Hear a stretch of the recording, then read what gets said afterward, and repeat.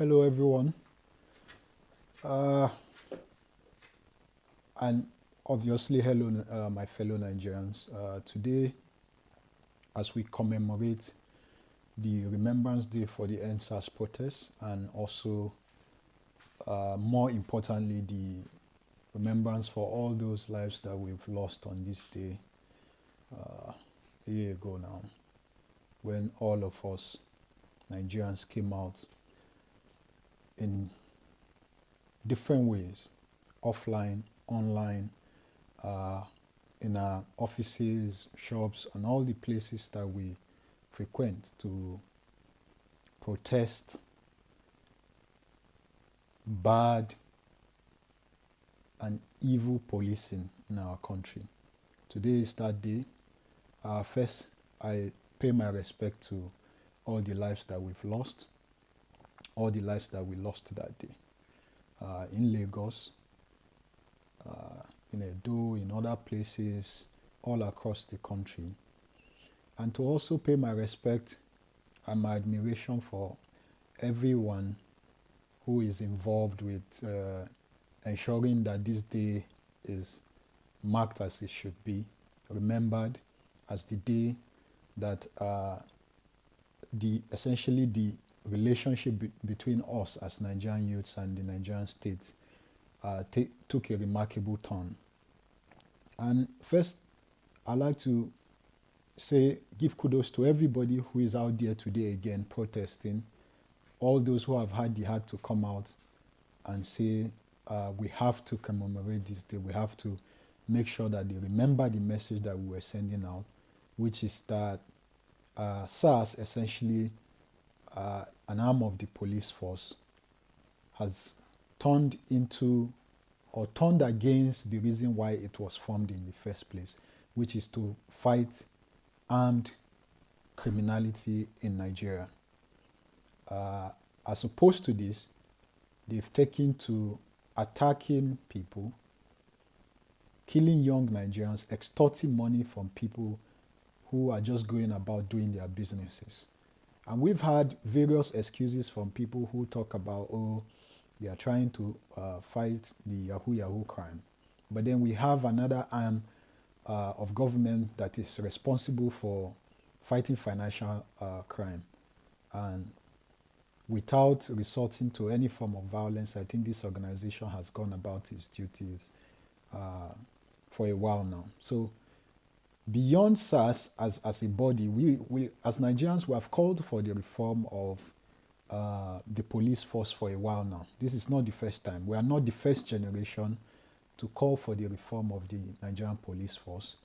We are maybe the fifth generation of Nigerians, or even more than that, to call for the reform of the police force. But this reform has not come. The APC, which is essentially the party leading Nigeria, promised police reform as part of his messaging during the campaigns for the both elections, in fact, that they won.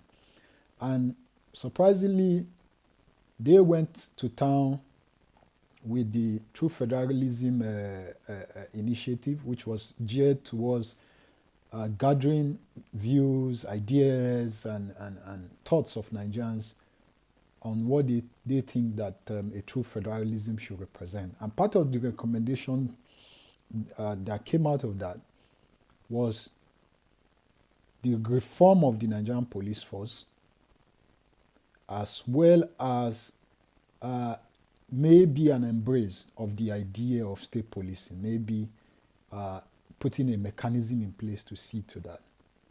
Now, since the administration came to power, the Nigerian police has not stopped killing people. They've not stopped extorting people. They have not stopped harassing people on the road. And this was cardinal to the protests. And this was cardinal to what gave birth to the NSAS movement. Now, let's come back to NSAS, the protest itself. We've had a lot of people come online trying to falsify, trying to discredit some of the things that happened on that day.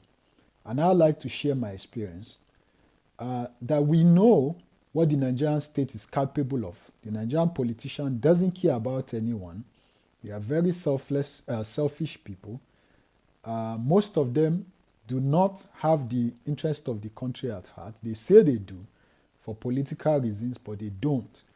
They do not understand that a nation is formed by its people, and that in sharing any kind of rhetoric, in defending the Nigerian state, in protecting the Nigerian constitution, if the life of a Nigerian citizen is taken, that responsibility is null and void. It means that you, as a politician, as somebody who is holding power, that responsibility is null and void. And we've had a lot of people come to discredit what happened on that day in Lagos and other places. But we know what happened as Nigerian citizens and as young people. All the people who have become as political as leakers can pretend coming online to talk about these things not happening. But we know that they are paid moguls. In essence, they are like boats. They do not think for themselves as individuals, and they've lost every sense of patriotism. And their defense of the political class is hinged on what they get out of it. And in saying this, myself, I traveled down to Abuja during the period of this protest to participate in the protest, as well as, do some of the other activities that brought me back. And on the first day that I joined the protest with my wife was the day that I realized that the Nigerian state essentially do not care about the lives of people. And the police and the military are agents of the political class. What they are doing essentially is not protecting the lives of Nigerians, but protecting the interests of the political class.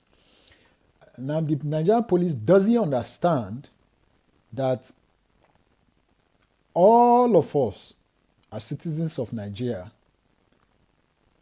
are victims of the political class because they have power, but power is transient.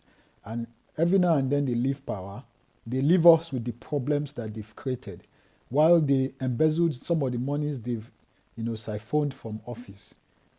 And the Nigerian policeman, as Fela has described, a zombie, doesn't think for himself, just thinks as he's told by the people in power. And so they go about killing people, forgetting that they have sworn to protect the Nigerian constitution and the Nigerian people, and not the political class, and which is the funny part of it.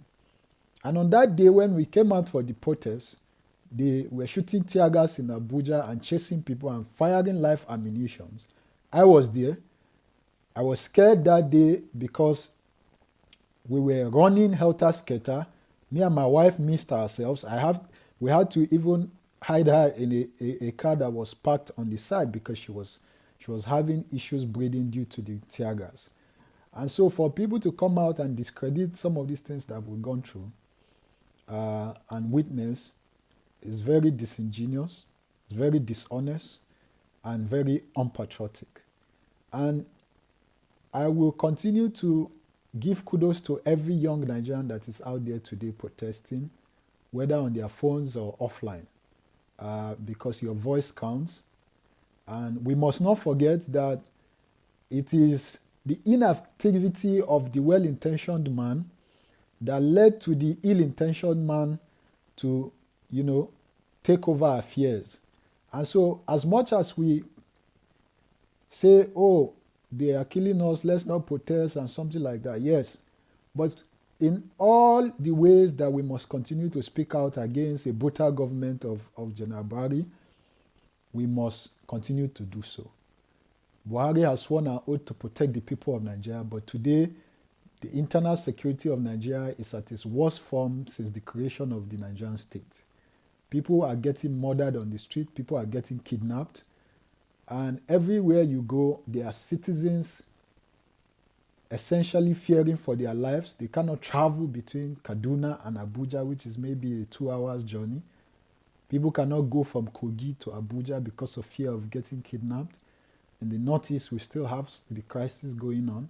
And you begin to wonder what General Muhammad Buhari, cried on national television for in order to get into power. I'm very sure somewhere when he's sitting by himself, now he's enjoying the largesse of power. He doesn't remember that he was on national TV begging the Nigerian people to elect him.